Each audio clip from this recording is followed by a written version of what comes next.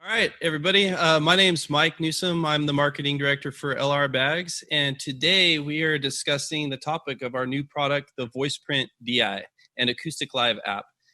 It's going to be shipping in about 2 weeks, so about mid-November, you'll start seeing it hit the retailers, and we cannot be more excited. It's been about 4 years in development. We've gotten to the point where we feel really good about what you guys are going to be able to do with it. So today I want to introduce our guest, Aaron Short, who actually had us on his show recently, but it was not about the voice print. It was a discussion about the company.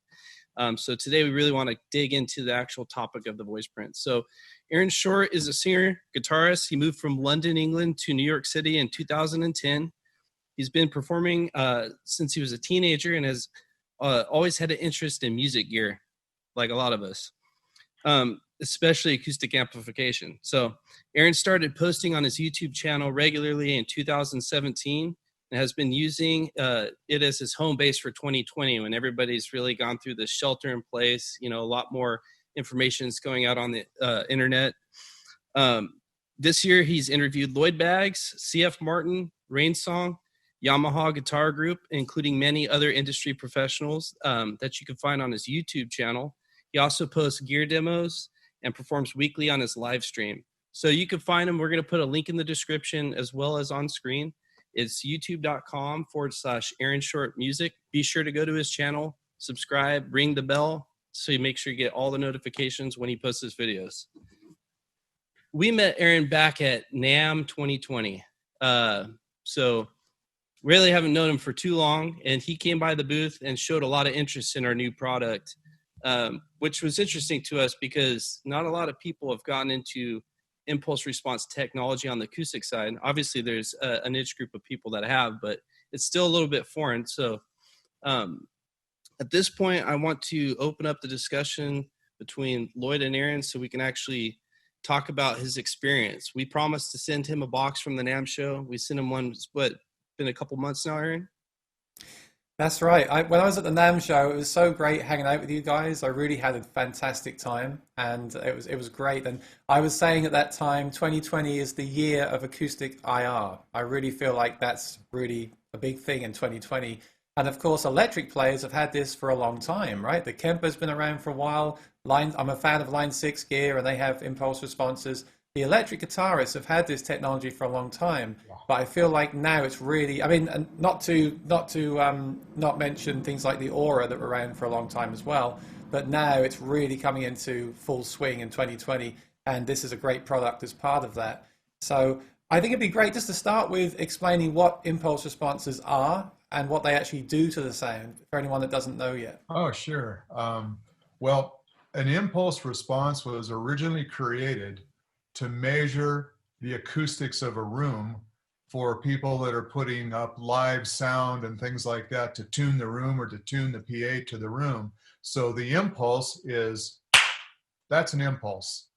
And so that sends out sound waves all over the room. And so you have this technology that measures the reverberation, the decay, the frequency response, all that kind of stuff for room. So it was originally designed just to measure acoustics of a room. And so I don't really know how it migrated from there into electric guitars and even acoustic guitars. I believe the Aura was the first one to make use of this, but with the Kemper and the Fractal, we're all using some form of this measurement technique. So the point of the impulse and learning what the room does is being able to create some filters in the playback system for an audio system that actually makes the room even, so you don't have any weird frequency responses in the room and stuff. So it was just an analytic tool to help the audio engineers dial in a performing situation efficiently. Could you share? One thing I see, oh sorry Mike, one thing I see a lot on the internet is that people call this modeling, and they feel like it's going to make their 12 string sound like a 6-string nylon string. So to make that clear, that's not what you're doing here, right? No, I'm not the biggest fan of modeling either. And because I started my life in this business as a guitar maker, so I have a lot of respect for the acoustic guitar. And the whole point of this device was to allow an individual that had an acoustic guitar that he or she were particularly in love with, to get it to sound like that in a live situation. So it's not actually modeling. What we're doing is we're comparing you could almost think of it as the broken acoustics of a room to the good acoustics of the room, and creating a filter that renders the broken acoustics of the room good. So Lloyd, for people that don't know, what is the design? What is the purpose of the Voiceprint system? I'm going to show the box right now, and then also let everybody know it's app controlled. Can you please explain why we designed this? Well, sure. Since the very first pickup that I made when we didn't even have a company, the whole point was getting something to sound on stage like it did in your head and your heart and your ears. And so the whole and also to make it easy. Early on, I used to see guys touring with refrigerator rack worth of gear that they would swear at all the time, and it was so fiddly and so difficult. And the early days of acoustic amplification was just a nightmare. And so that really impacted me. And so really our mission has been to make it easy and enjoyable for an acoustic music, and allow them to successfully not have to think about their acoustic guitar, but just really, just melt into the music. And I'd say maybe about 4 or 5 years ago, I think most acoustic guitar players kind of envy how easy it is to get a great electric guitar sound. Like any kid can go into Guitar Center, plug a Les Paul or whatever into whatever random amp they want to plug into, and have a big grin in about 5 minutes, and then have the confidence that they could take that sound to their garage or on stage.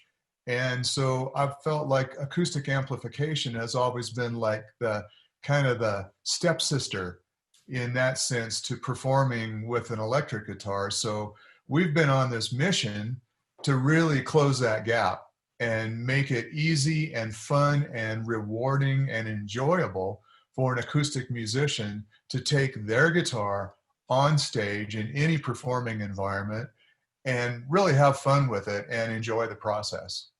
So specifically with the Voiceprint DI, can you share with everybody kind of how the system works and why we created it? Oh, sure. Well, basically, impulse response has been around for a long time, like we just talked about, and usually it takes a lot of really sophisticated equipment to measure the room, which is what you're doing. So that not everybody has that capability. And one of the things that we wanted to accomplish was to allow the musician to be able to bring the sound of their specific guitar to the stage.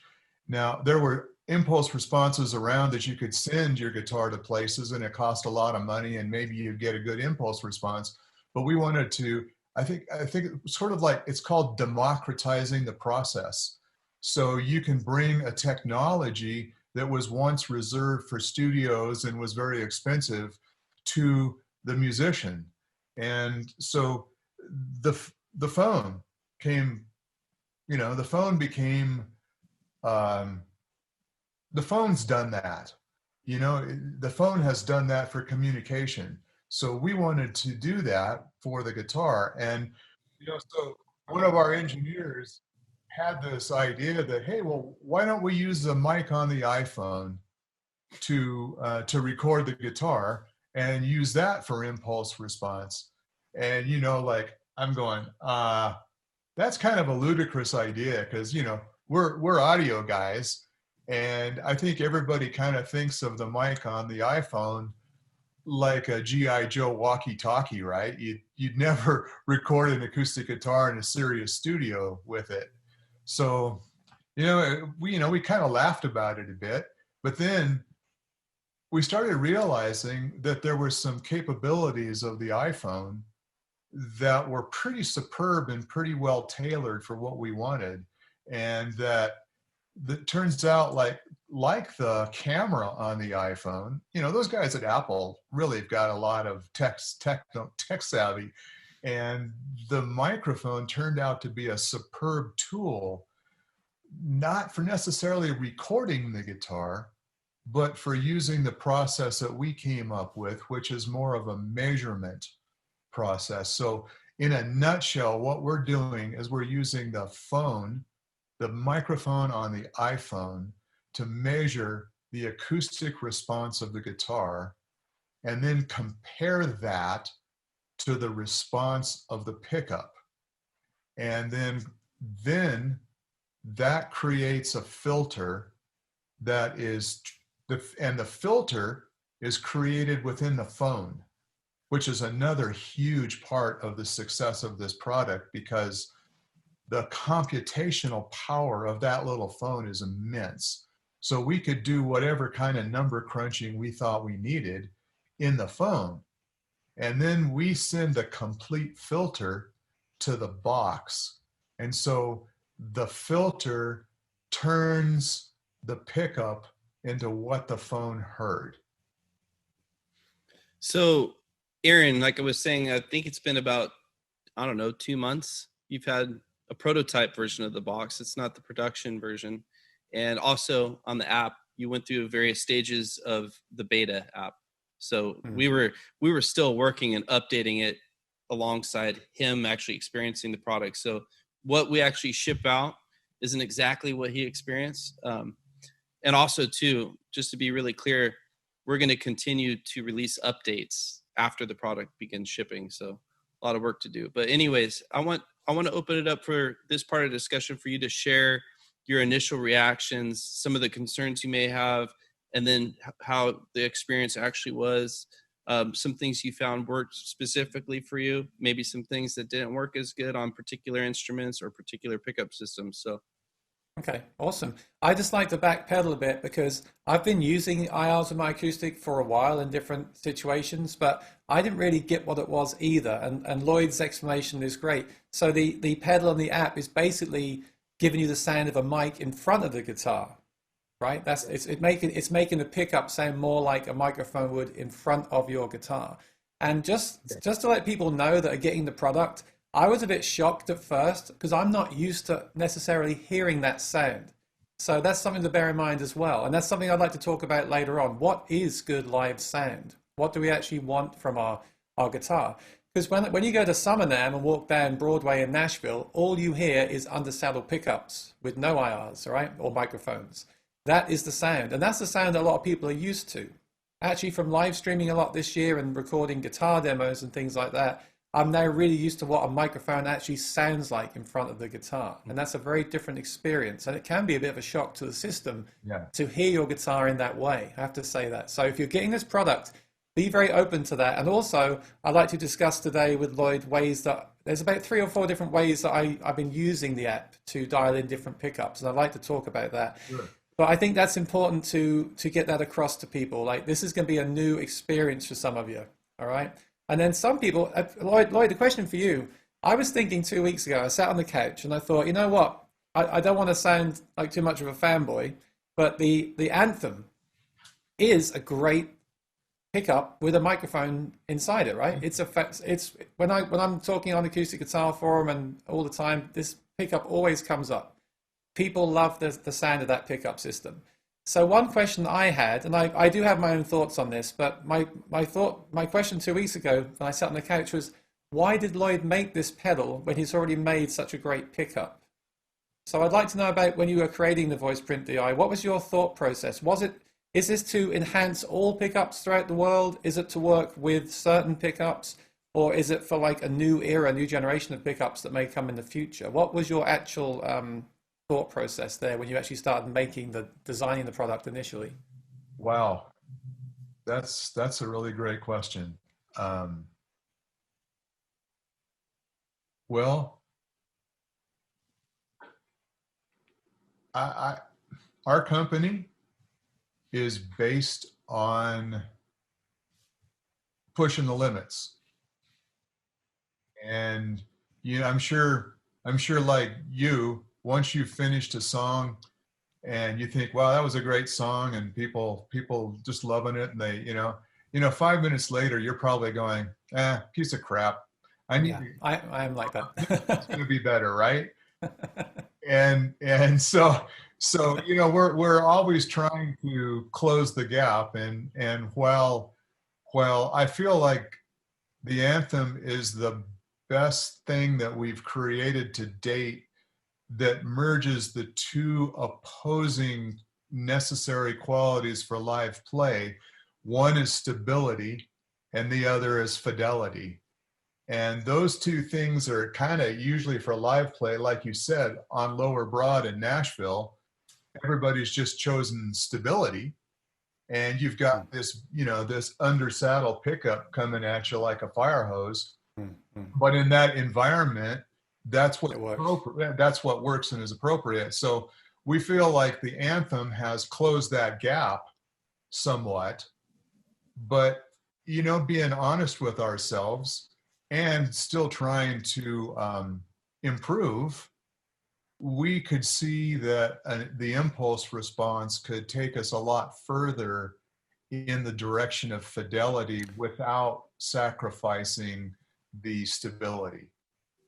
Yeah, because the Anthem is still a mic inside the guitar, and like I said previously, this is more like the mic outside the guitar. So it's still, for me, it's kind of still adding a third dimension to the sound. And I'd like to talk about that, the different pickups that I've tried. I've tried many different pickups with the pedal, and they've all been, I'd say they've all pretty much been successful, but with different attributes that people should be aware of. And in the future, I will make some videos on my channel as well. I've been reviewing pickups on my channel. I might go back and sort of do the reviews again, but with the pedal to show that side of the pickup as well, because now we've got something else we can run it through. But I just thought, sorry. So back to your, part B of your initial question about the different pickups and the universality of the box is we did design it to be compatible with a wide range of pickups, and that because it would just be more useful. Yeah, and of course. But so since the filter is, and I want to emphasize it's real time. So the filter is between the pickup and the speaker, and the pickup goes through it. So when you're doing a classic room measurement to set up a pair of speakers or a PA system in a performing situation, the room is still the room. You can never completely get rid of it. So we've made successful, really great sounding impulse responses or voice prints with the voice print, with a wide variety of pickups on a wide variety of guitars, fiddles, mandolins, a number of instruments. But for sure, if you're familiar with the pickup itself, there's still some character of the initial pickup that's going to ride along in the party. So you can never completely get rid of the room, at least not yet anyway. So, but the point was to make a convincing, make the filtered sound convincingly acoustic and convincingly true to the initial guitar. And well, maybe it isn't perfect. We feel like it's gone a long ways in that direction. So it's not going to take any pickup and make them all sound the same. You're still going to have the characteristics and the feel of the original pickup, which is it. So pickup choice and selection by the player is still important, even with the pedal. Oh, right? For sure. Okay. Before the impulse response, people would ask, you know, like, how do you get the best amplified acoustic sound? And I would always think of it as a tripod. You've got the guitar as one leg, your fingers as the other leg, and the pickup as the third leg. And they all have to be balanced.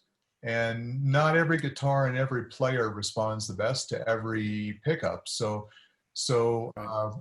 the impulse response technology really isn't a whole lot different in that. And but it's more being faithful to the source. But you mentioned something about feel in here, which is a key component of our intention of our system. Is, you know, you can download some pretty good impulse responses off the internet, and there's some pretty good impulse responses out there. But if it's not your guitar, it's not going to feel like your guitar when you play it. Yeah. So ultimately, that's the whole point of the Voiceprint DI, is to allow an acoustic musician to feel like they're hearing their guitar while they play it, so it can just disappear and they can make music. A lot of people say, I want my guitar but louder, and I would argue that's what this is doing. But I'd also say, as a performer, sometimes that's not always what you want. Maybe you play a smaller body guitar and you want a larger than life sound, or right? So maybe it still depends what you want. But I believe the EQ here is so clever that your EQ in this app alone is fantastic. And I've been talking lately a lot on my channel about EQ is so important, especially in a room. You know, I can think of a time I had a K&K in a guitar and I had it pulled out immediately because it was feeding back around around the D note, and I just wasn't aware of how important the EQ was back then. You know, if I go into your app and just pull that out, I can turn it up. It's fine. And if I add in the Voiceprint, it sounds really incredible.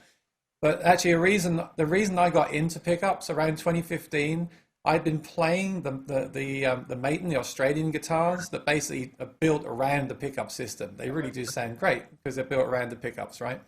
And then I discovered Martin guitar. And what I wanted was, I wanted a Martin guitar that sounded like that, or the Anthem, but with nothing in it. That's what I wanted. And I know that's impossible.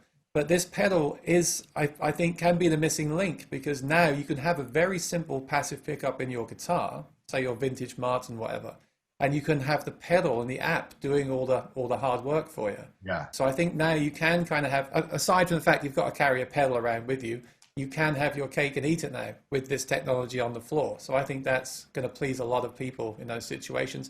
I also think it's great to use with those guitars as well, because of the EQ, the anti-feedback properties, and the voice print. It can add like another dimension. And I'll demo it later, but it's really when you bypass it that you hear it. Yeah. So I'll be sitting here playing for 30 minutes and I'll think, oh, it sounds great. I don't need the Voiceprint DI. Let me bypass it. And then, oh, okay. That's what it's, all right? You know what I mean, right? When you bypass it, that's when you really notice the difference. Of course, you hear it. It's just like, wow, that was doing a lot to my sound. So I think that's great. And I think the app is so clever, because I was telling people the last 2 years, I was actually telling people to make pickups controlled by apps. That might be something in the future, but like you said, the apps are so powerful. Like my iPhone is more powerful probably than some of the floor units out there. So why not use the app to control it? It also means you can walk around and use the phone on your mic stand to change your levels without bending down to the floor. So really, really clever. I think one question I see on my YouTube channel quite a lot, people get scared of apps maybe not being updated, not being supported in the future. So can you comment to the customers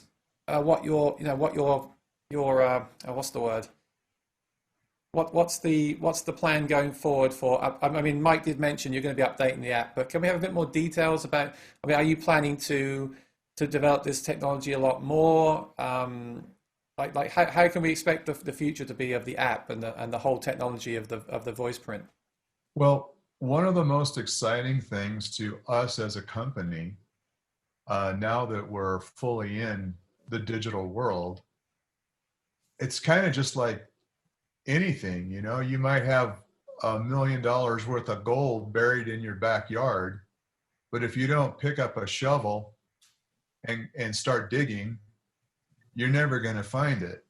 So now I feel like we're just scratching the surface of what is capable with with this toolkit. Our amazing engineers and team that we've assembled from all over the world have come up with. And, you know, with our analog circuitry, we thought of it kind of like Legos, like, okay, here's our discrete input stage, and here's our discrete output stage, and here's our great sidechain EQ, and here's our great mixer. And we think of them almost like Lego pieces. And so when a task appears that we want to do, we've already got a lot of the core technology developed. And in a way, it's kind of like you've got your car. You know, you already got a good car underneath you. Now, where do you want to go? So, you know, we're really busy digging up our backyard right now, because there's lots of exciting stuff that we've just, you know, I mean, it's really exciting for us. I've honestly never been more excited about the future of our company, or have I felt that we have come closer to the initial goal of making a live acoustic guitar in a performing situation sound and feel like a musician really wants. There was an amazing experience we had a few weeks ago where one of our beta testers with this device actually told us, in 3 minutes, I've gotten the sound I've been looking for my entire life. And that's why we're doing this. Yeah. But I feel like, man, there's so much more that we can do now. And so as far as addressing the app update thing, for sure. I mean, Lloyd, we're on version 101 or something. We've done over 100 different versions before even releasing it to the App Store. Yeah. So actually, wow. I want to bring that up for everybody watching. The app is available at the Apple App Store now. So it's free. There's going to be a more advanced version being released as like an in-app purchase. That should be coming out later next week. But just to give you the dates, so the product's going to be shipping to the stores in about 2 weeks. The app's available now, and there's an explore mode where you don't even need the pedal. You can go through and see all the different features. Yeah, I did that. I've got to say, fantastic job on the app. The app looks and works so well. Like, it's so responsive. I've had no issues with it, and it looks so nice. I mean, you know, some apps don't look that good, so you must have put a lot of work into that app. I'm really impressed with it. People should check it out on the App Store, even if they haven't got the pedal yet, to see how good it is. Oh, thank you. So yeah. For sure, the support is, well, we're going to be supporting the app like we support all of our other products. I'm very proud of our track record of supporting the products. I don't feel it's honest or right to ask money from anybody for anything that doesn't work, or you're going to turn your back on them. So that's a huge part of our company's philosophy is, you know, we wouldn't have a company without our customers. So taking care of our customers is really the highest priority that we have. And one of the biggest benefits with going into this kind of technology is that we're going to have much better open communication with a whole community of people that we will be able to learn from. So instead of like taking a piece of analog gear to where we feel really comfortable with it and then shipping that out, not being able to update that, with this digital technology, we could respond, you know, within weeks. If somebody has a really good observation and we test it and it works, I mean, that could become a part of any kind of update. So yeah, I think that's the way now, isn't it? I see with other companies, they get feedback and they respond directly to that feedback. That was really my question. Now, I have reviewed some pedals on my YouTube channel where they've basically released it and that's the product. There might be 1 or 2 updates in the future, or even some of the bigger companies, they tend to release a product and unless it's a major bug, they don't really update it. So I just wanted to clarify that you are going to be continuing to work on this now as much as you were in development, and that the app will always be supported. So when the next iPhone comes out, we're still going to have access to the app. I just think some customers will be thinking about that stuff. Like I could say, I've worked for Lloyd for 18 years, actually more than 18 years now. Oh. it would be hard to get him to stop updating the app. All right, awesome. No, I don't disagree. I just I'm thinking from a customer's perspective now. We live in a digital age where we can buy products, and like I said, a lot of people I spoke to about apps at NAMM said to me, I don't want to do an app because when a new phone comes out, a new operating system comes out, it could break it. Every time there's a new iOS update, you're going to have to test the app still works with it, aren't you? So you've taken on a big commitment here. We just did that a couple weeks ago with the update. And so we have a whole team in place, like Lloyd was saying, all over the globe. So we're able to, we usually do an update over the weekend, and then we launch it on a Monday. So awesome. So the other thing, Aaron, that you touched on was community is a big part of this for us. Like, we learn from people like yourself, people, road warriors. We learn from our customers, and the amount of contact. This whole product came from a kind of a whiskey-aided focus group in Nashville about 4 years ago. And so we learn from our customers. And so we're very excited about the sharing possibilities of this and the community that we will be developing through the app-based opportunities. Plane go over. I think the app was awesome. And I know some people, when you first announced the product, were worried about the fact it's the iPhone's mic. I want to say that I've not had any issue with that. I've not had any problem with the fact that it's the iPhone and the microphone in the iPhone. Everything sounds really good to me. And I actually had a thought when I lived in London. I ran an open mic night, and I was thinking, if you're a sound engineer, say down on Broadway or do an open mic, you could even grab one of those guitars, run out of the back of the place, and do a voice print, and then go and use it on the gig, right? Because everything is with you. Everything is with you at all times. One of the really weird and unexpected qualities of the iPhone is that it has maybe a little bit like a shotgun mic. It tends to reject a lot of off-axis stuff. And along the way, when we started developing this thing, one of the musicians that we work with told us that, on the road, they would be making a touring musician on the road. They would be making impulse responses and stuff in their hotel room. Yeah. And he told me that they built like this. They took the mattresses off the bed and tried to get an isolated room enough to make a successful impulse response. And I've actually taken our iPhone and a guitar into our machine shop at work, turned the mill on, and made a successful impulse response in that noisy environment. It's pretty crazy. So yes, in the green room, out in the alley, you could definitely be successful at this. You could take this when Broadway and Nashville are in full swing again. You could take this down there before they go on stage. You could grab their guitar, make a voice print. They jump on stage, and you dial it in. And you could say, "What do you think now?" So that's exciting too. That's another side product of having the app and having it all mobile like this. It's a really great thing for traveling musicians in that respect too. What was I going to say? I actually have a question for you, Aaron, about that specifically, because you were talking about what is great live sound, what is it that people are looking for, and there's no one size fits all with that.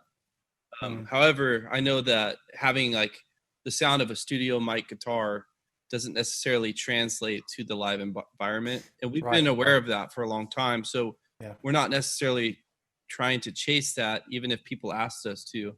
But one thing I've learned about just IR technology and some issues in the past of people blending the pickup with the impulse response, and it could be kind of wonky depending on where that level is. One of our artists that we work with says like parts of the instrument will drop out depending on where he has the blend.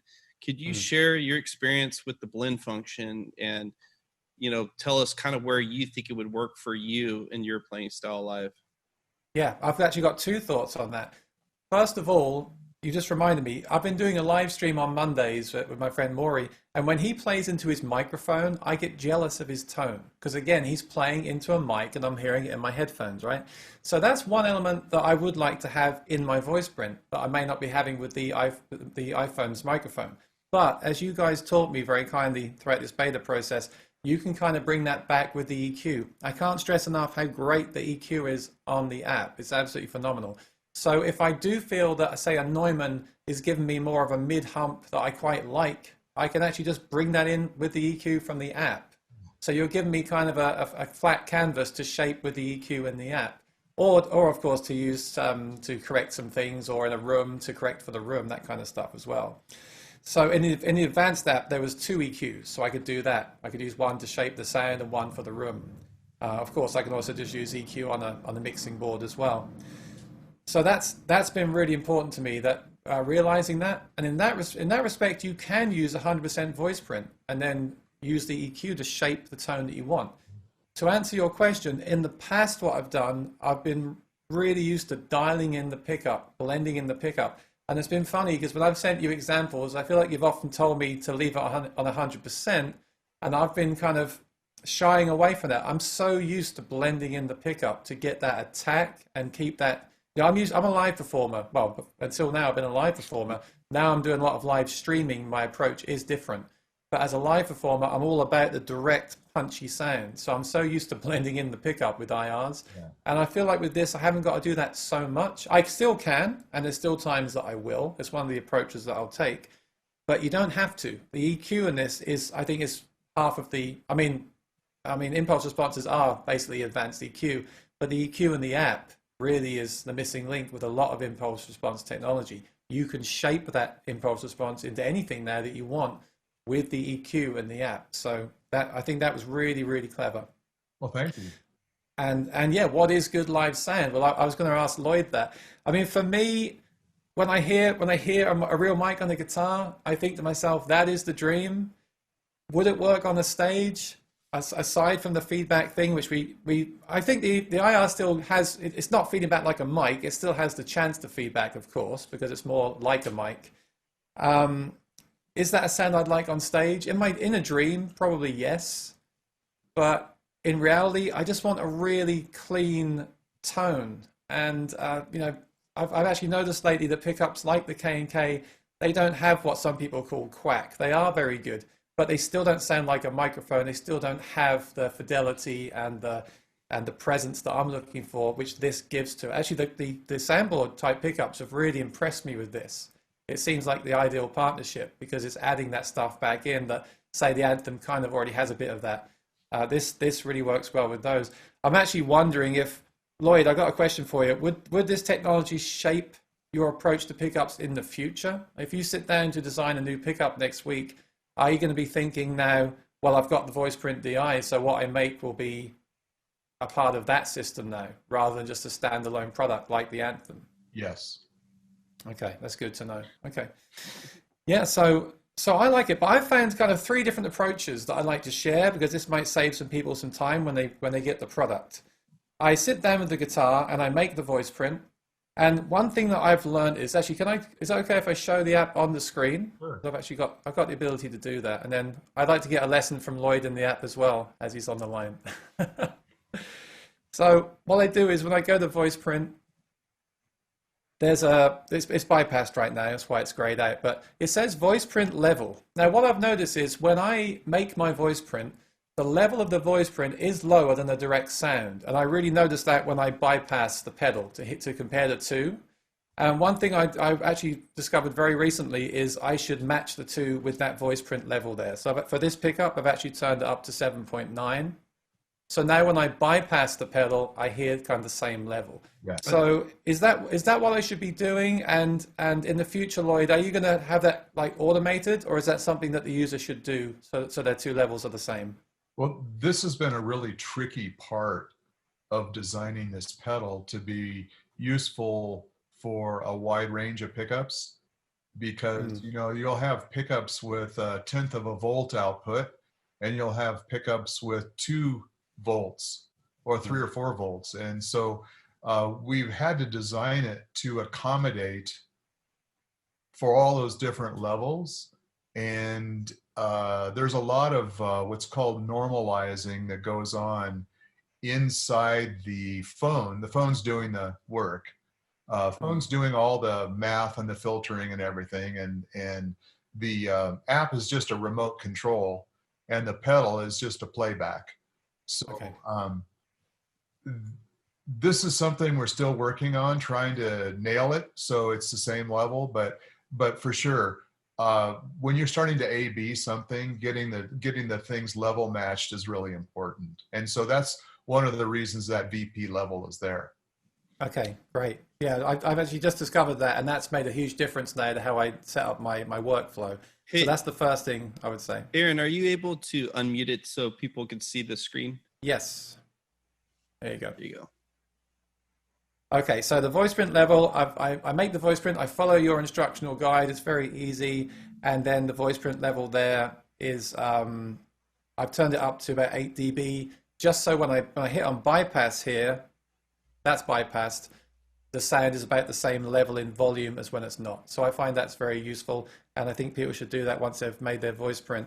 And then, like I said, in the past, I would go to the voice here and I would bring it, I'm just so used to bringing it down to say 50%, just because that's my past experience.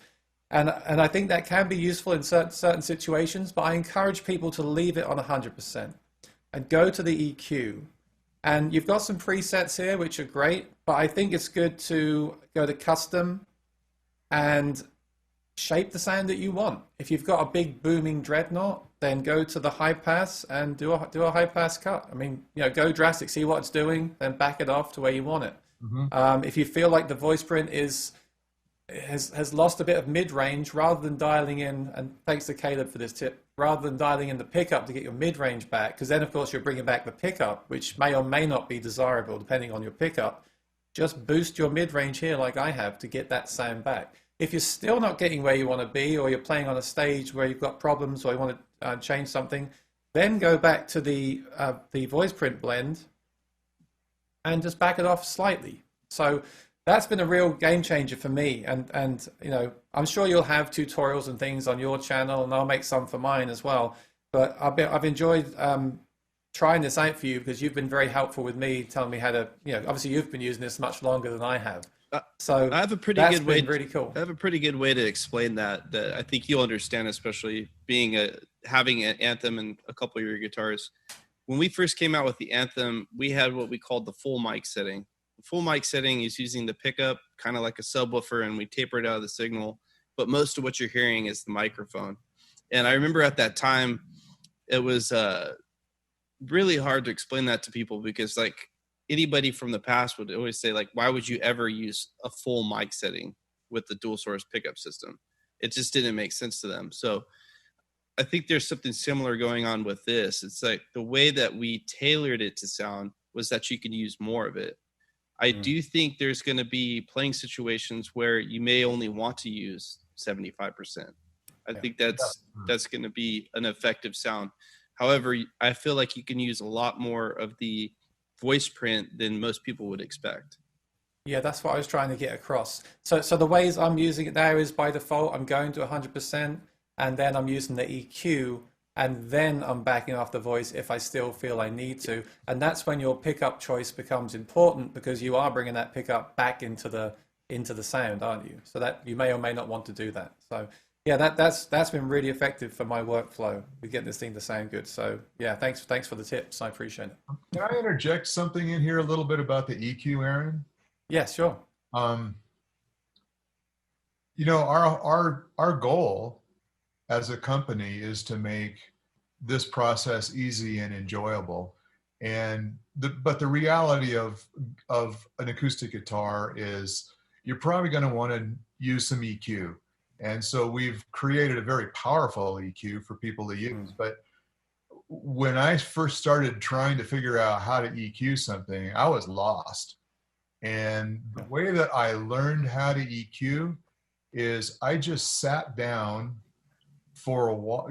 I spent a full morning in front of a parametric EQ rack and boosted different frequencies. Like I'd boost 100, I'd just do a little narrow Q, right? And I'd boost 100.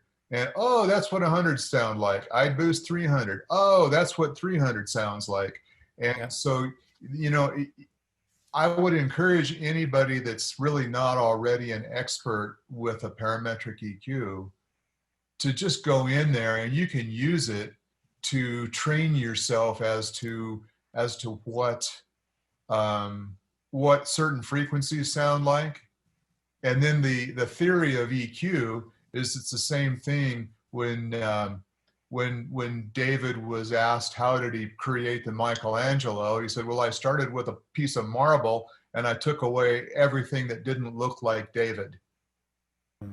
That's the way you really should be using EQ, unless you really want to get a particular effect. But if you're trying to get, so you just get rid of stuff that pisses you off. Right. That's exactly what I was saying. When I went to the app and I did that high frequency, like you're never going to do this, right? The reason I did that high pass at 500, of course, all your low end is going to disappear, and then I back it off. You can hear what's actually happening. Yeah. It's the same with the boost, right? You go to it and you boost the level all the way up, and then you scroll through, and you can really hear it, and then you bring it down and take away what you didn't want to hear. So you can hear what the annoying frequency is, and then you can take it down. Yeah. And it's always good to remove stuff rather than boost stuff. If there's not enough treble, take some bass away. If there's and vice versa. Yeah. Don't try to boost all your EQs because you're boosting frequencies that aren't really there. It's been really. I've been reading a lot on forums and on my channel about people being scared of EQ, and I've got plans in the future to make kind of a beginner's guide to EQ like that, because I think it'll open up doors to a lot of people. I think a lot of people are looking for a pickup. I read this all the time. I want a pickup that's plug and play. I can plug into any PA in any room and it sounds $1 million.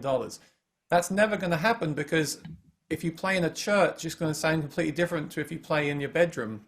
In fact, before you sent me the pedal, I was playing some really nice pickups in this kind of small room, and I was getting a lot of feedback on those D notes and things because I'm sitting close to the wall. I've got the speakers in front of me, and these are great, what you would call plug and play systems, right? But using your app and just notching out some of those frequencies, I can clear all that up. I've got the phase control as well.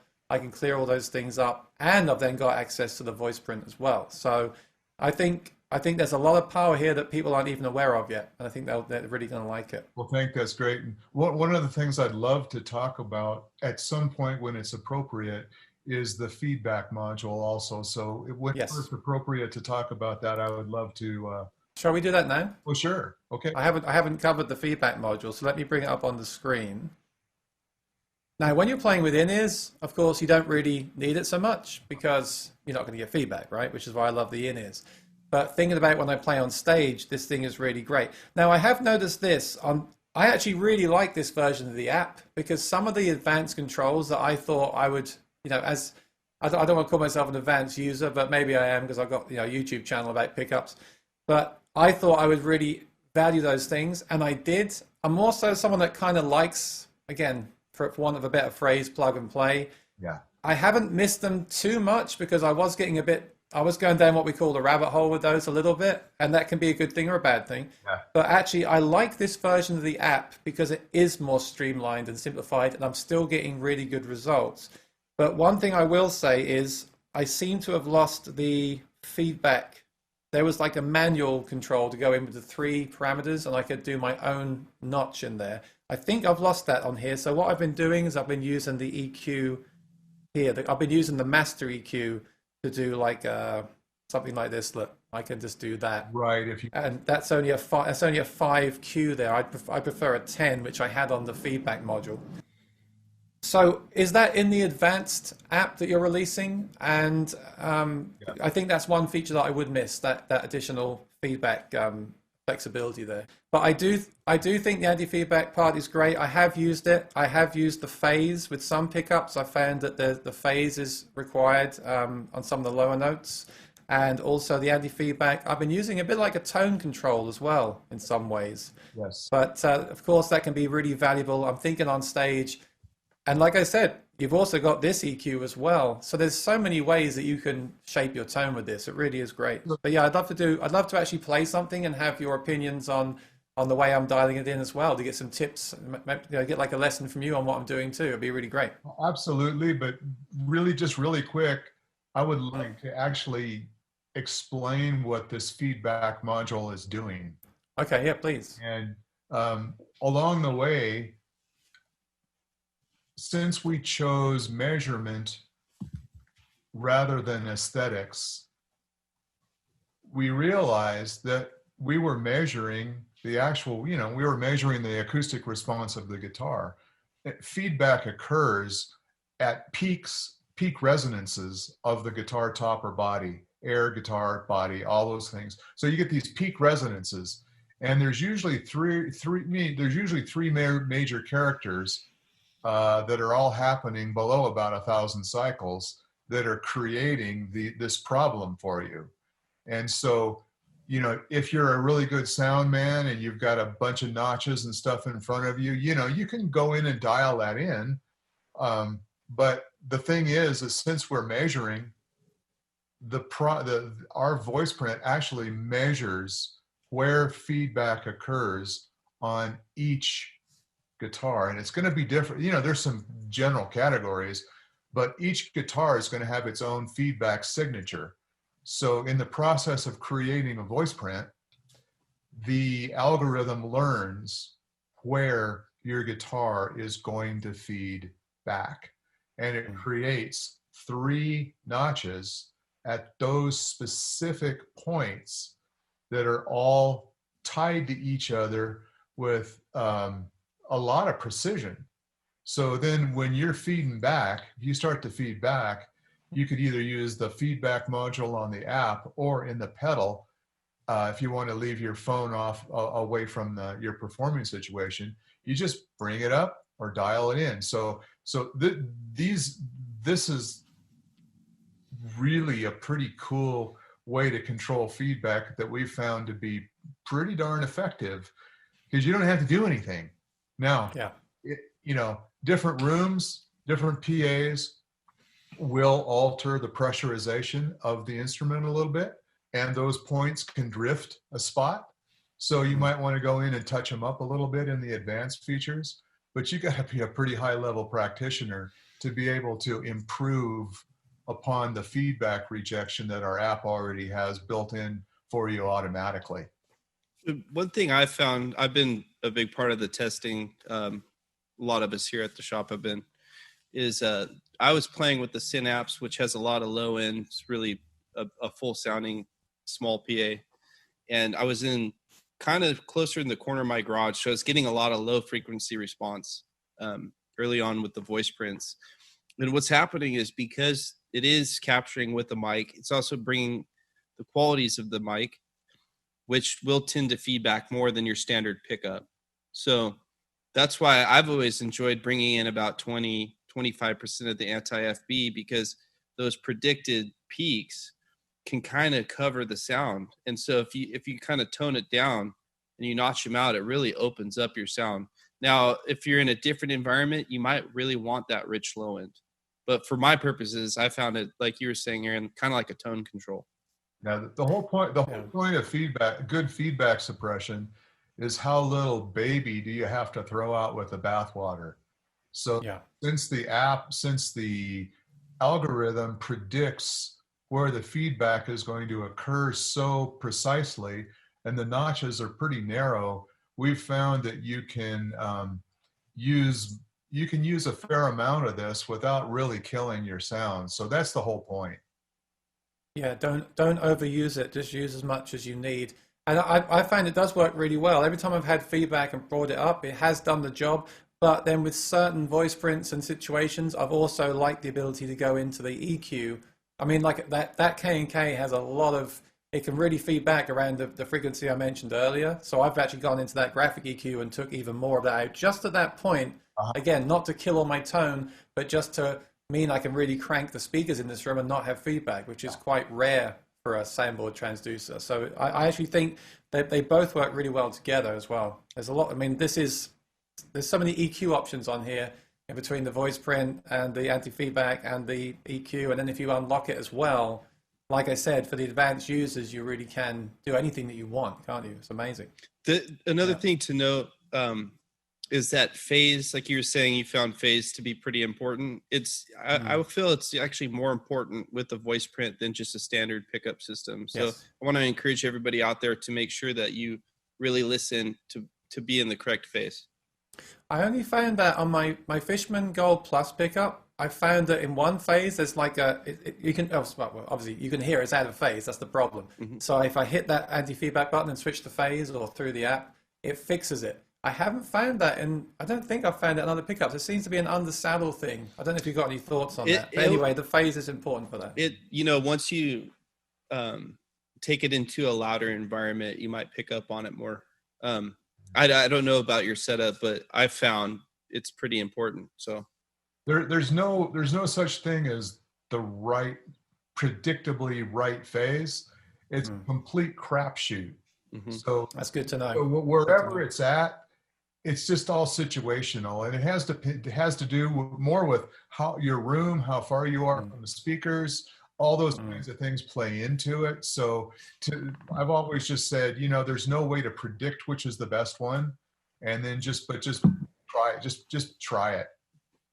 I've always been told about phase. I've never really bothered with it, but I feel like when you're using impulse response, it's more important.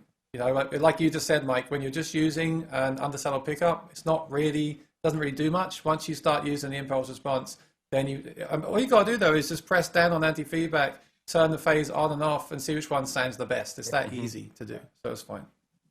All right, cool. Shall I play you something, and then I can get your, for want of a better word, feedback on what the results I'm getting are, Lloyd? I'm getting nervous now. The creator's watching me. I think we should encourage anybody listening to this portion, like Aaron did with a video he released that demos the product, is put on a good set of headphones or have decent monitors so that you can really hear the difference in the A/B. Okay, so I feel like I grabbed the K&K guitar, not for any particular reason. I do think it does a great job with this in particular. So what I'm going to do is I'm going to show you the app on the screen. There it is. And then I'll show you what I'm doing live here. So I'm going to my presets. As you can see, this is the pedal. So these ones are actually on the pedal right now. I'm going to choose K&K. And it says active, so that one's now loaded.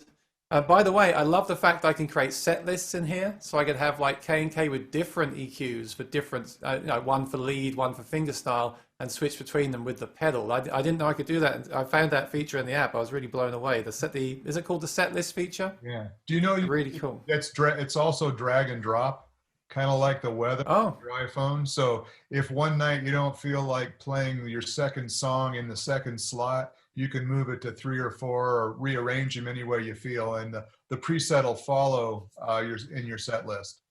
That's really great, because sometimes, talking about live sounds, I find that I want a different sound for fingerstyle than I want for strumming, right? Obviously. So now we can do that, save it as a preset, and then only have those two in the set list. So when we press the next button on the pedal, it just cycles between those two presets. Yeah. So that's really well thought out. Okay, so basically I've loaded that Voiceprint up, and I'll just show you what I've got. So I'm going to start with the K&K pickup for no particular reason. I do think it's a great platform for this pedal, and it has given me great results, but the other pickups have as well. So what I'm going to do is, I've made this Voiceprint already, as you can see. So I've gone to presets and I've selected it there, and it's loaded on the pedal. And I've got it bypassed. I have set my Voiceprint to 7 dB. You can see that on the screen. So they should be roughly the same volume. I'm going to play just the pickup. I'll turn my mic off so you're not hearing the microphone. I'll play just the pickup first of all. You'll hear that natural pickup sound. Then I'll turn the bypass off so you'll hear the Voiceprint, which right now is on 100%. Then I'll go into the EQ and I'll turn that on so you can see what I've done with my custom EQ here.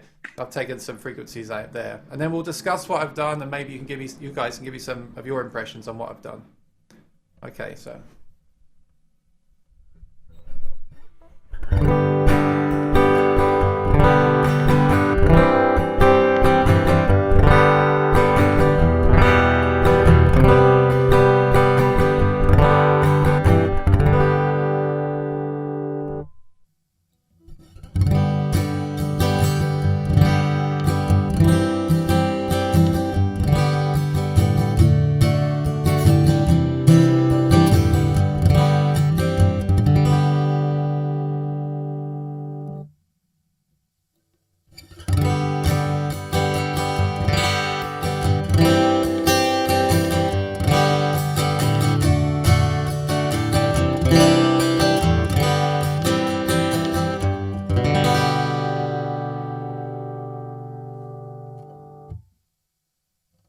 Okay, so obviously the pickup sounds really good, but it doesn't have much high end.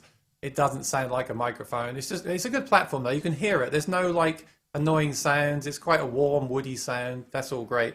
Once I turn the Voiceprint on, for me, it does get a bit too. It's too much. It's on 100% with no EQ. It's very natural, but it's obviously not a cutting sound. And then with that EQ that I enabled, I feel like it really, in fact, that's really set for the room because I've knocked out some of the frequencies of feedback in the room. I don't really need those with headphones on. But I did a low pass and just boosted the mids and the highs with a really wide Q slightly. And for me, I mean, I'm very happy. That's directly in, no compression, no reverb, nothing yet. So that's just straight in. So dare I ask, Lloyd, what did you think of my results? You know,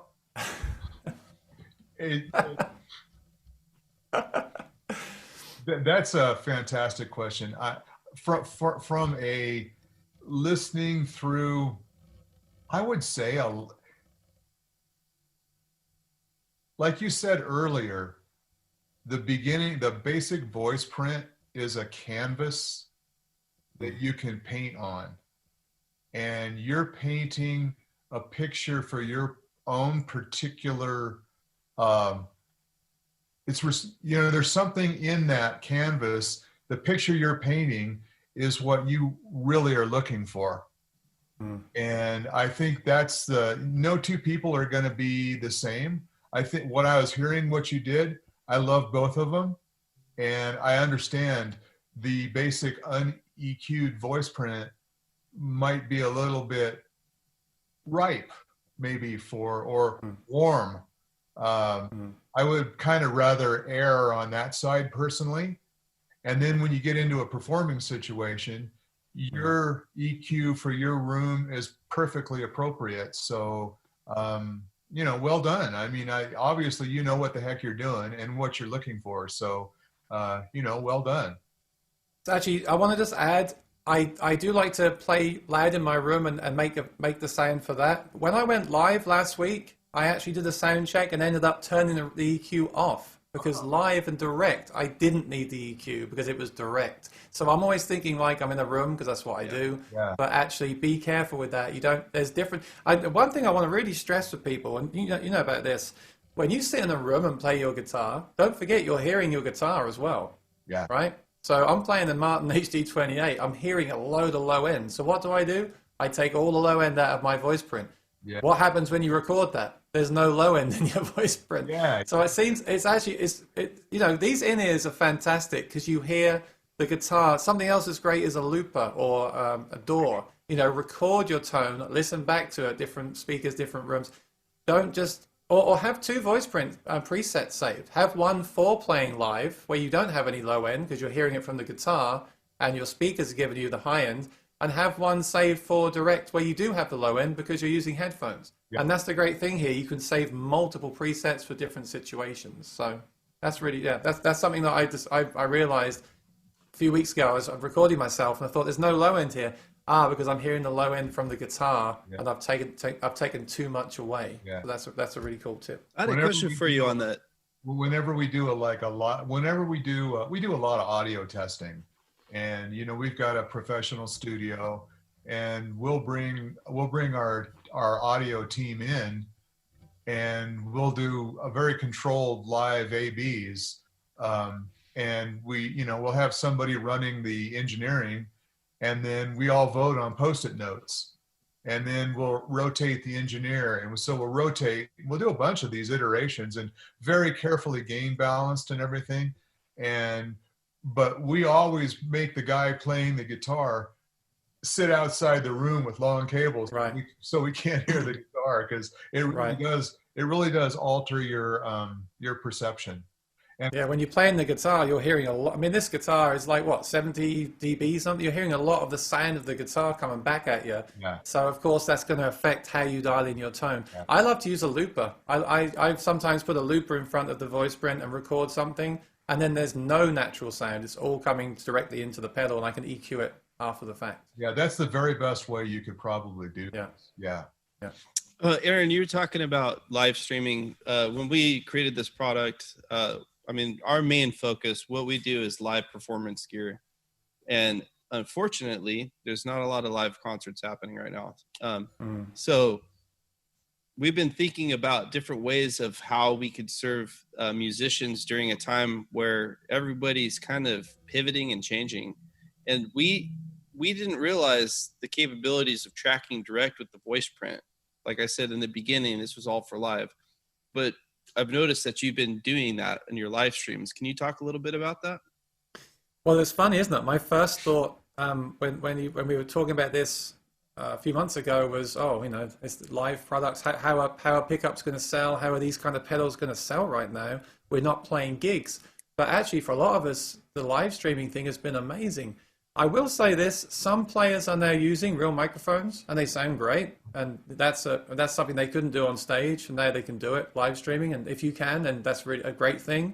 But I like to use the pedals. I like to use the loopers for the way I perform. I'm trying to be like a one-man band, right? So I use backing loops and I record loops and I use other pedals. So for me, going direct is really important. And then so in a way, for me, this is even more important now than it was in the venues. Because I find in the venue, when you crank up the volume and people are talking and there's background noise, the tone is a little bit less important. But if you think about it, if I go live on a Sunday evening and you're sitting at home wearing headphones and my guitar is going right into my interface from the pickup, you're going to hear that pickup right in your head. So actually, this is, I think for you weren't probably thinking about this when you created the product, but now people that are live streaming, which is a lot of us, are really going to get benefit from this. And also, if you like to record demos and things, okay, so you can occasionally hear the planes flying overhead. I couldn't track a recording right now in this apartment, but I could do a version of it with the Voiceprint, and I could have that cranked right up because I'm not playing on a loud stage. So there's definitely uses for this outside of the typical stage application as well, right? And that's been really great for me. So I hope other people think about that application as well, about using it for live streaming and direct. One of the advantages of using it for live streaming also that may not be that obvious is vocal bleed. Like, this way you're going to have your guitar pure without any bleed from your voice in your guitar mic. Now, if you have a vocal mic and you're singing, you might get a little of your guitar into that vocal mic, but that's just going to enhance things. That's okay, but getting some vocal in your guitar mic, that kind of is weird. So this way you can at least have your guitar isolated from your mic. I just think, if you can use a mic, if you play solo acoustic guitar and you're live streaming, use a microphone, that's great, right? But anyone that's singing as well or doing looping and stuff like that, then that's when this really shines. I know a lot of people are talking about how does this work with something like the Anthem. Can I plug the Anthem in and we try that out? Absolutely. I think we should.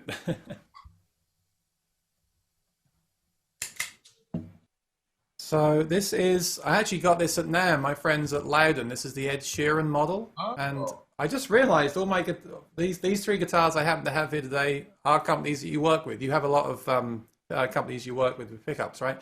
So this actually ships with the Element system, but I switched it out for the SL. So yeah, I like it, and it's been interesting. You see, this guitar is interesting because it's a small body guitar, right? It's not going to have that big boomy sound of the Dreadnought. Yeah. So straight away, suddenly the guitar is more important now because the Voiceprint is going to have this information in it. The Voiceprint is not going to have all that extra low end. That could be good, that could be bad, depending on the sound that you want. Yeah. But now I feel like the guitar is much more important in the equation. So let me bring this up on the screen. Okay, so I've got one called Loud, which is the Loudon. Not because it's loud, just because it's the Loudon. And I'm going to do the same thing again. I'm going to do the same thing again. I'm going to bypass the Voiceprint. And I'm going to play just the pickup. Now, this is the SL, so obviously this is mostly microphone taking care of the high end and the undersaddle. So it's got those mic-like qualities already. But then I'll switch over to the Voiceprint and we'll see what it does to the sound of the Anthem. Okay, so I'm going to mute the vocal mic again.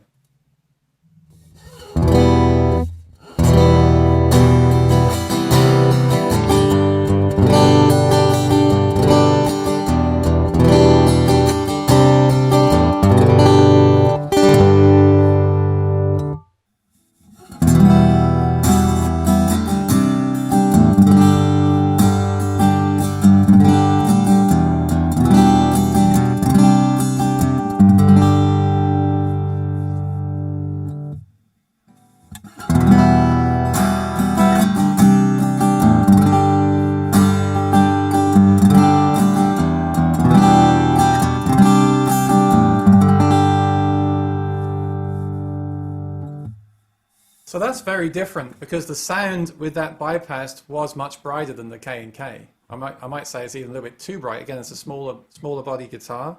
But then when I turned on when I took out a bypass, you really heard a lot of the air and it's like going to 3D, isn't it? You get a lot of that kind of 3D sound around it, I call it.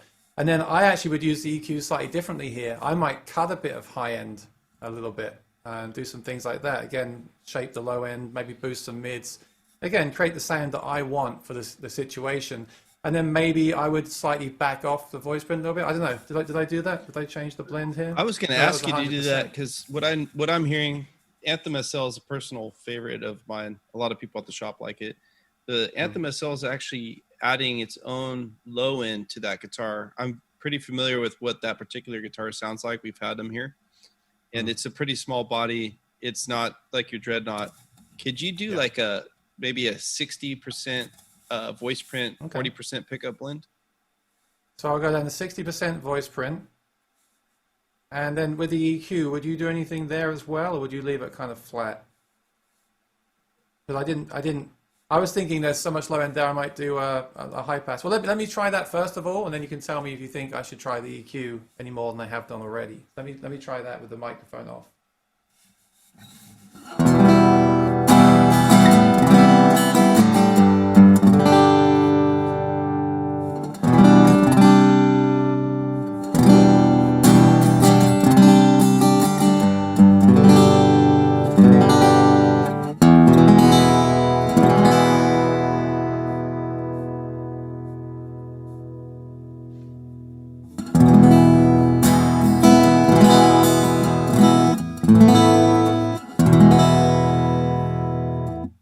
I quite like that. I thought 60 was a little bit not quite enough because I'm so used to hearing the voice print now. I kind of wanted more of it, so I brought it up to 73%.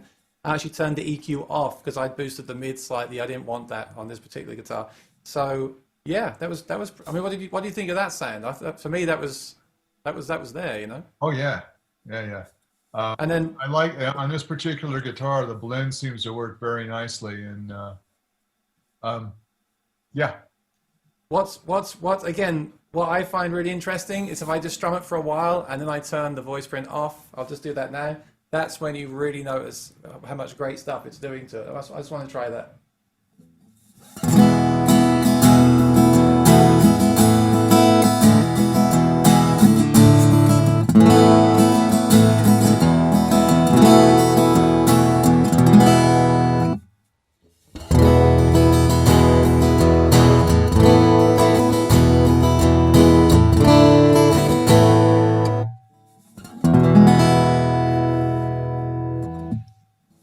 Yeah, so that's what I like to do. I like to play it and then put in bypass as well to A/B it that way to see what I've actually done to change the sound.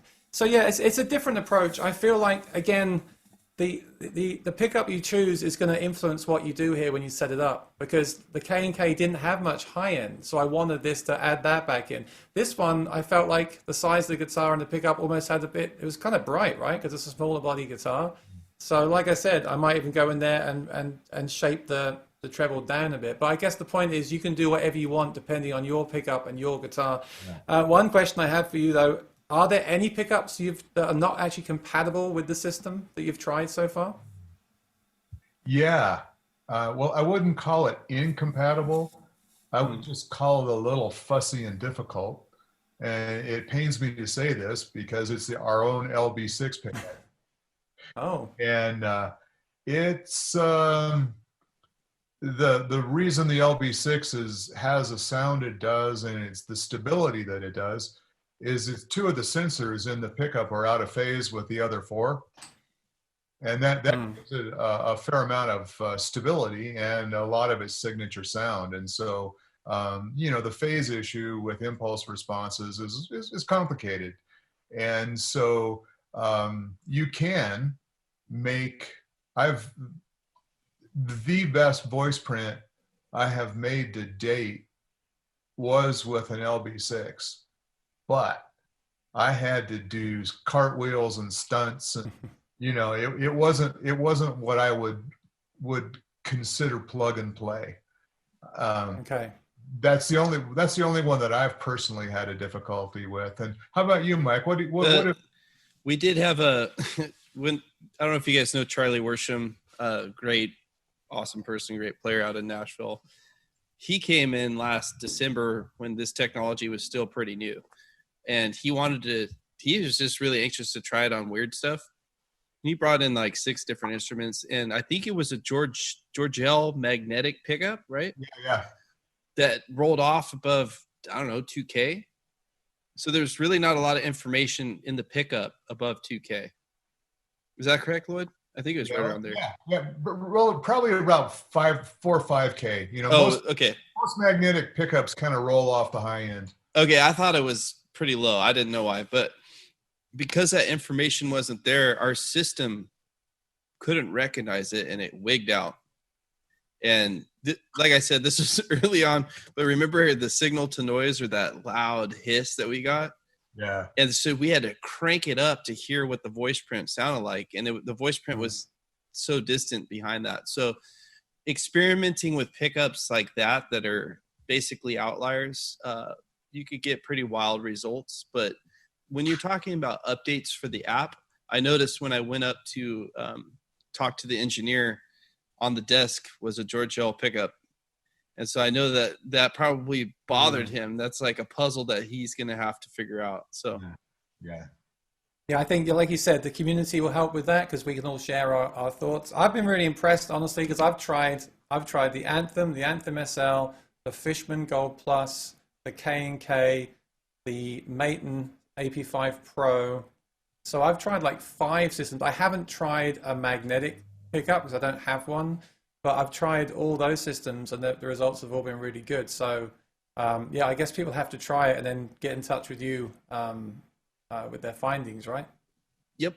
And one benefit of this, and like I said about having a software being able to update, is and I won't get into too much detail on this, but we've done some stuff that will be available in the advanced version of the app, which is Mic Pre-EQ, where we can actually make adjustments that are appropriate for a particular, not only sound that you're going for, but also I would assume works well for different types of instruments as well as different types of pickups. Could you explain that a little bit, Lloyd? Yeah, it's almost like EQ pre or EQ after reverb. It's very EQing the microphone response prior to recording has a pretty big effect on the final output, but it's a very dangerous tool also. It's like I kind of look at it like a table saw with no blade guard. You can really get in a lot of trouble with it because it takes, and it's not, I know there's a logic in there somewhere, but I can't say we've discovered it completely to a point where we could teach it. So that's why we're leaving it in the advanced features, but it does have a different effect than post EQ. It really alters the character of the sound in a way that post EQ doesn't. And that's one of the areas that I'm really excited about doing some further research in. I think too, I mean, we can't promise anything just yet, but I would assume the more we develop that, we'll be able to have different pre-EQs that maybe you could just type in what type of instrument you have, or you type in what type of pickup you have, and then it can adjust for something like that. Yeah, so that's why I was asking about app updates and things, really, to see if you're going to do things like that. And I did try that in the advanced settings. I played with it and I got some good results. But I also feel like now they're not in there, I'm also enjoying not having them, because there's always that temptation to tweak and try things, right? Yeah, so for people that might be, I mean, we didn't really put out all the features of the app. There's quite a few things that are in the advanced version. There's a reason why it's not in the regular app, because if you notice, even the regular app is a bit to digest and understand. And we're trying to make people's lives easier, but without compromise. We still want to have a really great sound. So we found with the features that are in the regular version of the app, you can get a very successful, good sounding or great sounding voice print or preset. I think what's really exciting is that if there's one feature from the advanced or something that makes a real difference, you find out over time, you can just add that in, right? The app is, you can change the app anytime you want. And that's why the app thing is so exciting. I'm sure some people, I want to kind of move on to some questions that I've had, if you don't mind. Sure. Because I'm sure some people are going to, I've got some questions that I'm sure people are going to ask, so I'll just ask them now. Sure. Is it going to ever work on the iPad? Is it ever going to be available for Android? I can answer that for you. Yeah, at least with the iPad. You can download it to the iPad. It's still in the iPhone version, but it can work with the iPad, and you can create voice prints with the iPad. Cool, that's cool. The Android is a very complicated, well, the iPhone is complicated too, but the Android's a pretty complicated beast, and it's a pretty tall hill to climb right now for us. We are definitely planning on embracing the Android, but at this particular moment, I can't promise that it's going to be forthcoming in the extremely near future. It must be difficult because I'm thinking about it now. There's a lot of different Android OEM devices where with the iPhone, there's still quite a lot, but there's less of them, right? Yeah, this was really a hard call for us because, you know, the Android's got a lot of great capabilities too. But we found that a lot of creatives tended to like the iPhone over the Android. And so that's why we went with the iPhone initially. Well, plus developing in both, they're very different. We didn't want to delay the release. We need to get this out there, get feedback from people.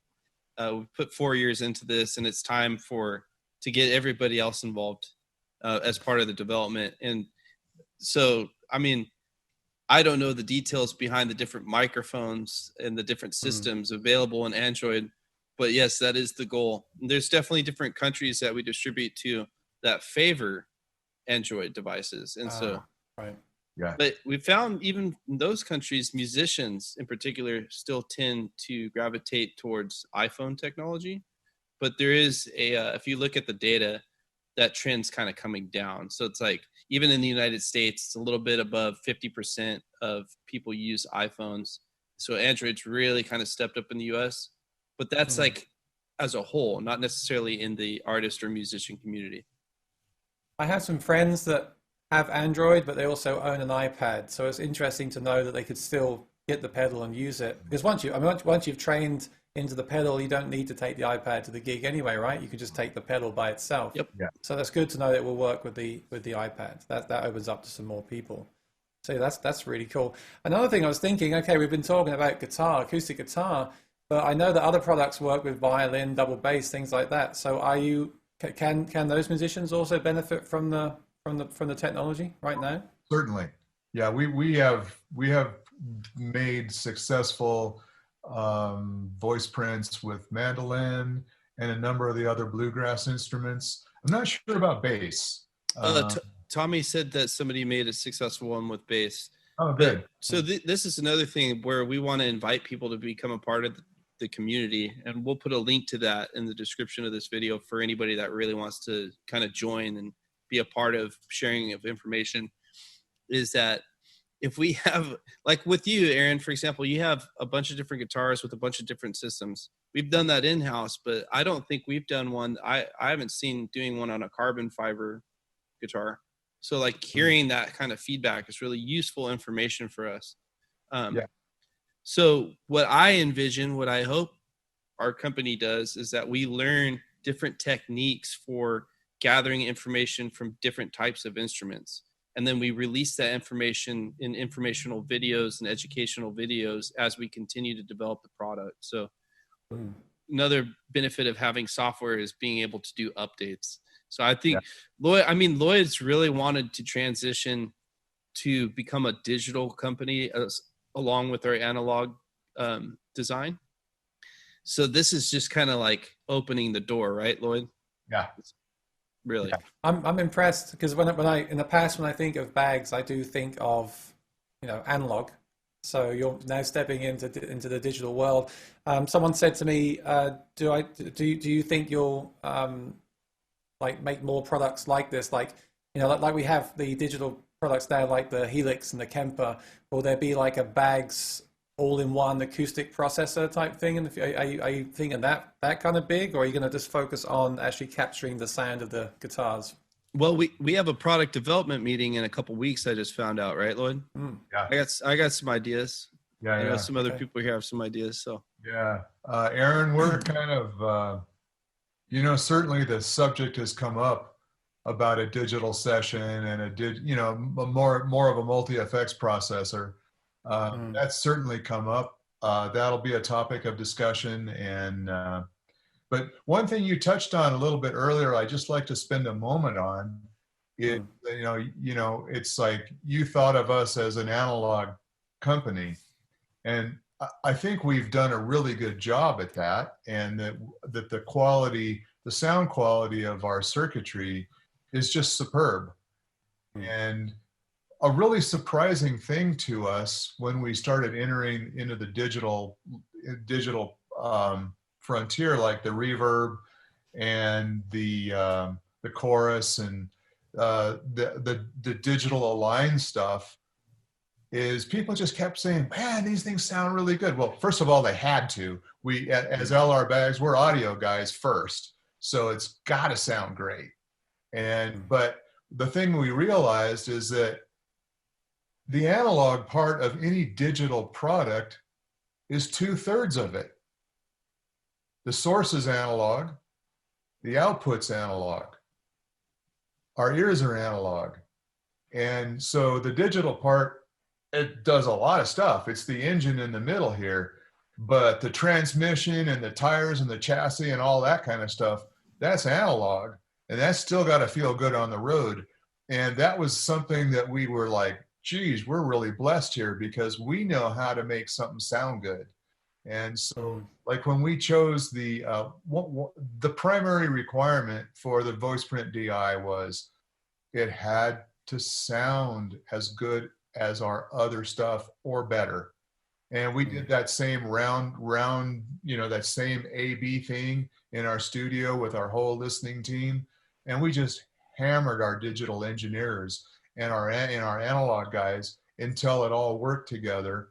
And finally, in our last meeting, 6 out of 60% of us preferred the sound of the DI, the Voiceprint DI. So just as a DI, that's the best sounding thing we've ever made. So, and we also chose 96K, which is a studio standard. That's a way more expensive and complex processor to put into a product, but it had to sound good first. So that's, that's always given with our products, is that, we just don't feel like people trust us to make something that sounds good. So we that's why people buy things from you, is they trust you.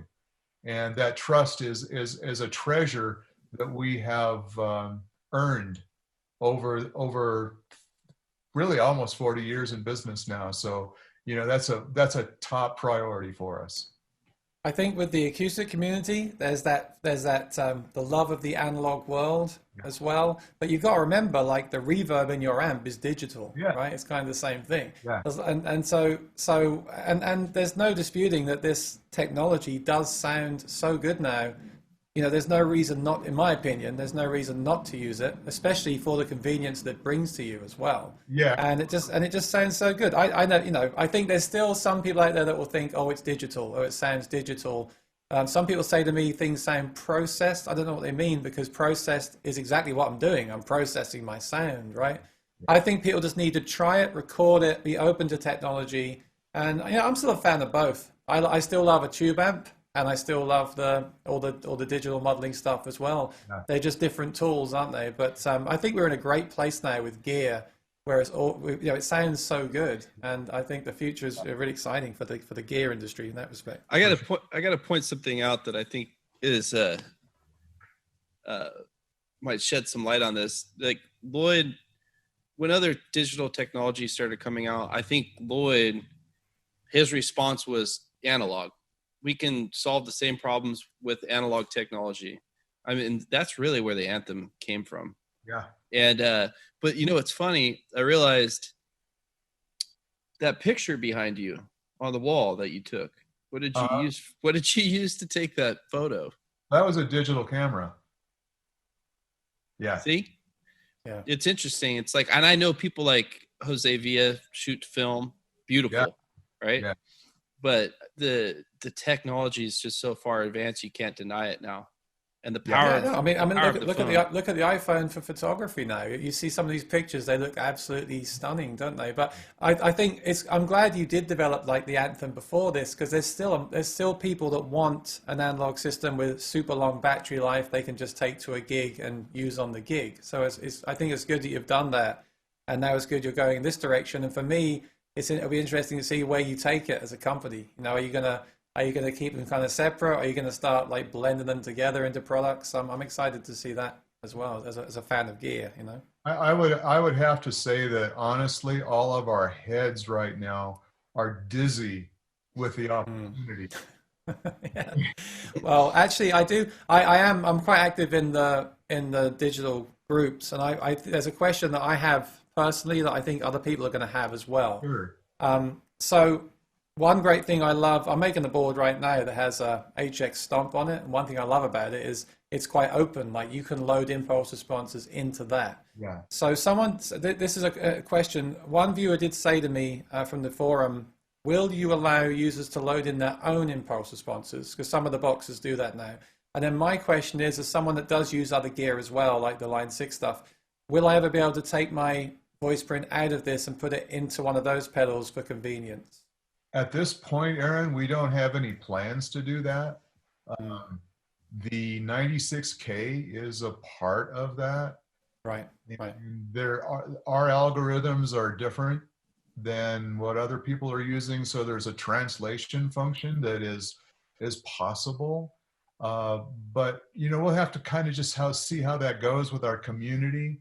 You know, this is something we've argued with, and we've had passionate team arguments together about, and there's compelling reasons on both sides. And right now this thing's still kind of wet and kind of green, and we're kind of not sure what's the most appropriate thing to do, so we're just going to be really conservative right now. And so just it's a captive system right now, because part of the reason that we chose the iPhone is that we could control the results. Yeah. And so, you know, we want our customers to have the best experience. And so right now, we're not quite sure how to deliver the best experience in the other equipment either. So we're just going to stick with what we're doing right now. For this demo, this is the stage anthem. So I'm going to have just the element for the first strumming. Then I'm going to put it all onto the mic of the true mic in the Anthem. And then I'm going to do the same as before. I'm going to have the Voiceprint on 100% and then some EQ, and I'll come back and get your thoughts on that. So I'll turn the shotgun mic off so you're not hearing the bleed from the microphone.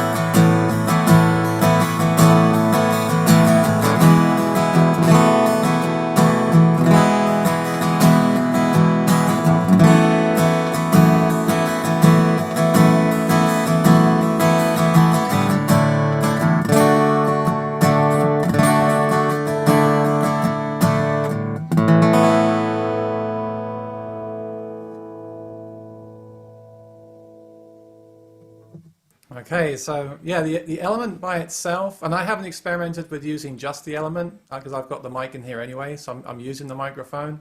But you know, the sound with the mic is again such a great canvas because it's so natural. You can hear it's not particularly cutting or got much high end.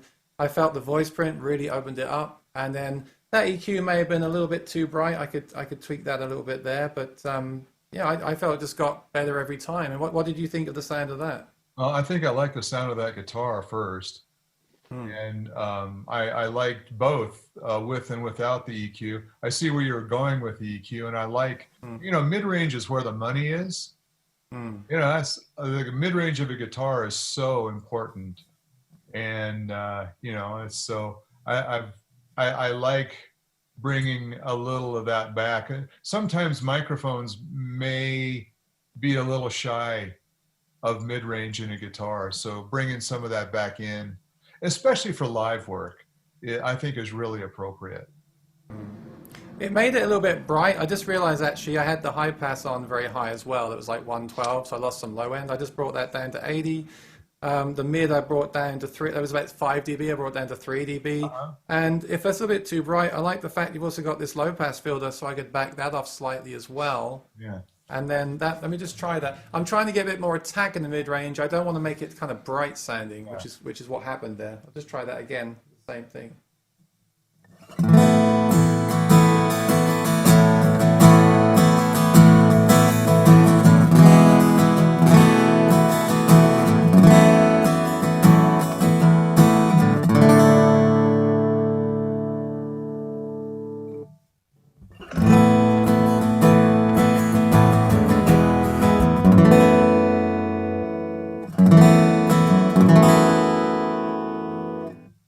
Yeah, I like that. You really hear that, again, that kind of external mic quality that you get from an external microphone that you don't get direct. But again, I think they're both useful with this system, and I would probably experiment with the blend and find exactly the right point where it gives it a bit of that character but still cuts through. Again, depending on the application for me. But yeah, I think that works great. But the one I like the least is the full element, right? But I haven't tried yet. In fact, one question someone said to me is, and this is a good question for you guys. If you have the element, would you buy this pedal would you invest your money in this pedal to make that sound, to improve the sound? Or would you spend that money on upgrading the element to the Anthem? Or would you try and do both, upgrade the Anthem and use the pedal? I guess that's the way some people be thinking about their rigs as well. Well, I've had this philosophy a long time, and that if anybody's going to obsolete us, I want it to be us. So we've not used the Anthem very much in our developmental process, although I feel like in general you're going to get a superior voice print with the Anthem. You're going to get a great voice print with the element by itself. And so if you've got 4, 5, 6 guitars and you're setting up for a tour, it's going to be more cost effective to you to load all your guitars with elements and buy a pedal than outfitting 5 or 6 guitars with anthems and not. And, you know, honestly, I like the sound of the voice print on an Anthem better than the Anthem. It brings something to it that that we hadn't created yet. It brings a richness, a reality. It's just honestly more satisfying to me. So that was a tough question, but a fair one. I think I find with the Anthem, I would call it an it's like HD TV. It's like an enhancer. It adds it definitely adds a third dimension, another dimension to the sound. But then with something like the K&K, the undersaddles, it's more of like adding a microphone to it. That's how I would explain the differences. Yeah. And then you've got to make a decision which way you're going to go with that. Like I said, the pickup choice is still important. I still highly recommend the Anthem. I'm really enjoying the SL. And I think it's great with the SL because you can still just grab that guitar and run off to a rehearsal and play and sound great.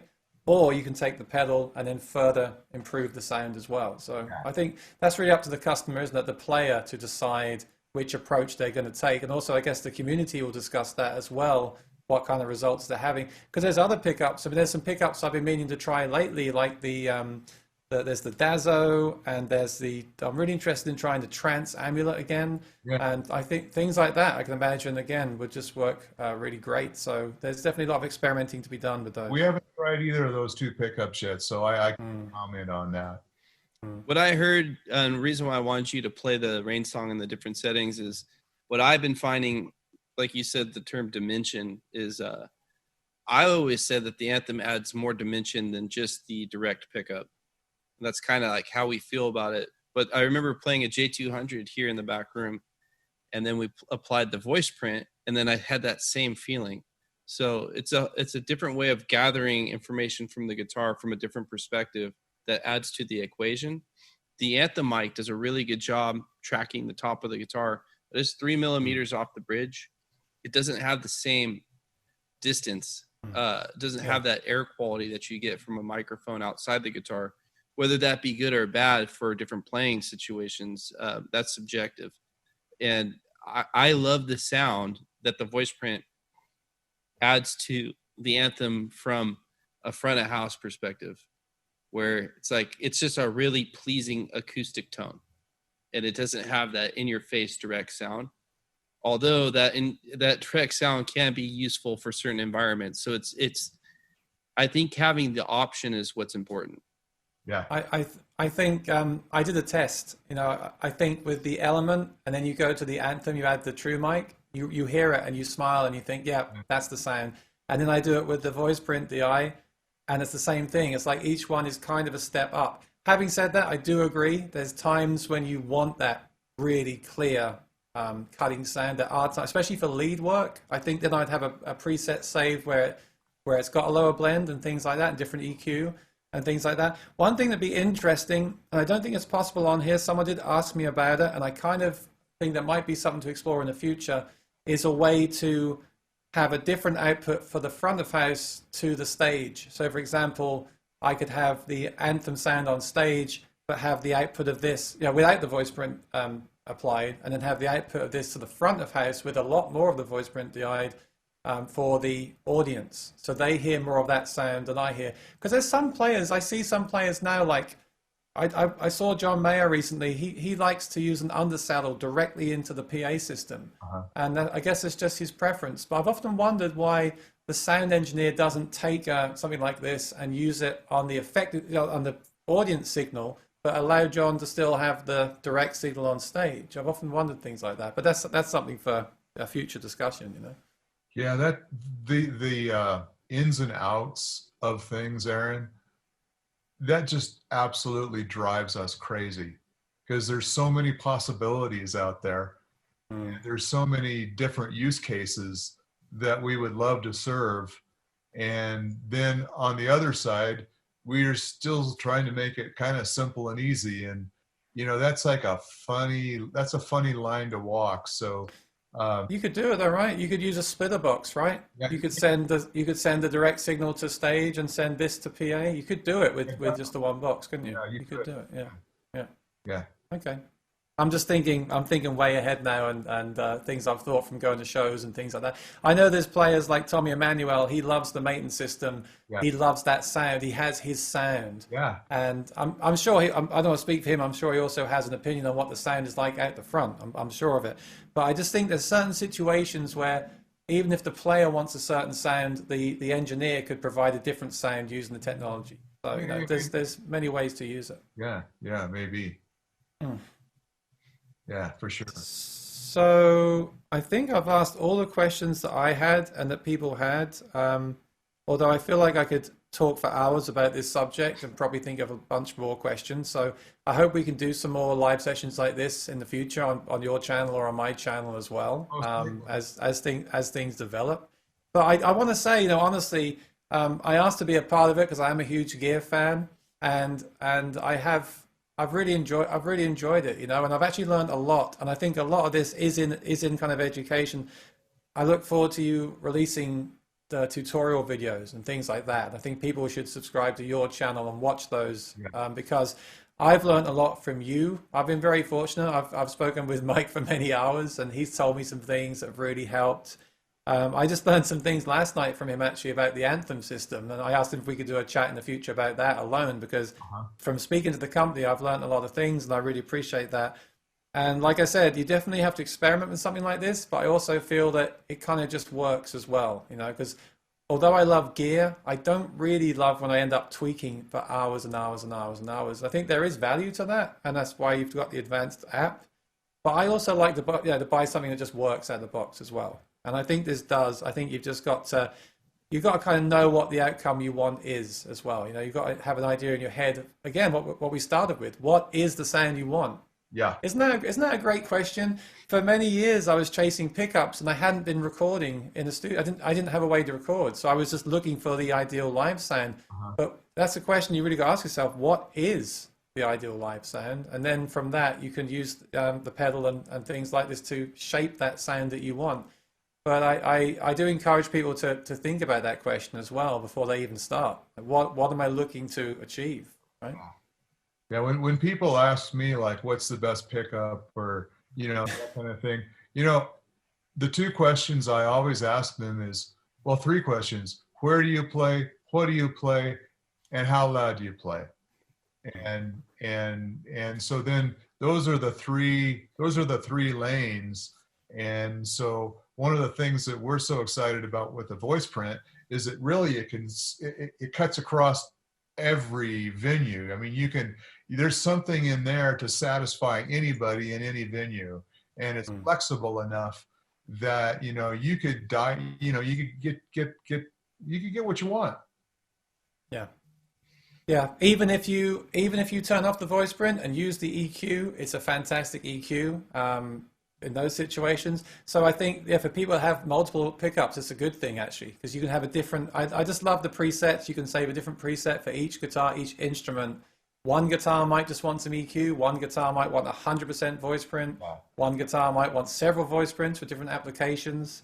So I think it's great for that. Yeah, I'm really excited to see where you take it. My biggest question for you today really was: are you going to be spending as much time on the future on this as you have been now? Are you going to keep pushing this technology forward and forward and forward? And it sounds like you are. So I'm happy to hear that. Yeah. We think we've got a good horse here, and you know, we're very excited. We're very excited about this, and it's for sure the future of our company. I feel the future of our company, the future of acoustic, future of acoustic performing is going to be digital. And I'm so grateful that to our team and our engineers and everything that have, you know, brought us to this point in really such a short time, going from, you know, I was feeling a little bit like a blacksmith at the turn of the century, maybe 4 or 5 years ago. And, you know, it was just like, okay, we got to do this, guys. We got to jump in, and we've got to join the digital revolution, and we've got to be successful here. And I feel like at this point, for our first product, you know, our first fully big time project in this thing that I really feel like I'm very happy with what we've created. I'm really happy because there's when you walk around NAMM, there's so many companies like Kemper and Line 6. Everywhere you look, there's stuff for electric players. So it's so nice to see people pushing the acoustic world as well, because I don't feel there's enough of that happening. So yeah, it's nice to see people pushing the acoustic, and isn't it crazy? The acoustic guitar is the reason we love it. It's such a simple thing, and yet it's kind of the hardest thing to amplify in many ways. It's absolutely ridiculous when you think about it. But I think we're certainly spoiled now for live sound with these options. So it's really great. Thank you, Aaron Short, for coming on as a guest and taking the time to experiment with our new product. The Voiceprint DI is going to be shipping in about 2 weeks, so look for it at your stores in mid to late November. Currently, the AcousticLive app is available on the Apple App Store. So just type in LR Baggs AcousticLive, download it for free. you can actually go through the app without being synced to the pedal. There's a mode where you can actually explore all the different features, and it might be good to actually learn the app before actually getting your pedal, so that you know how to navigate it when the pedal shows up. And there's going to be an advanced version of the app. We'll put some more information on our website that says all the different features you get if you upgrade to the advanced version. So yeah, be sure to subscribe to Aaron's YouTube channel, youtube.com/Aaron Short Music. Ring the bell so you get notifications. Enjoy a lot of other really cool interviews that he's done with other awesome people in the industry. And yeah, I think that's it. Yeah.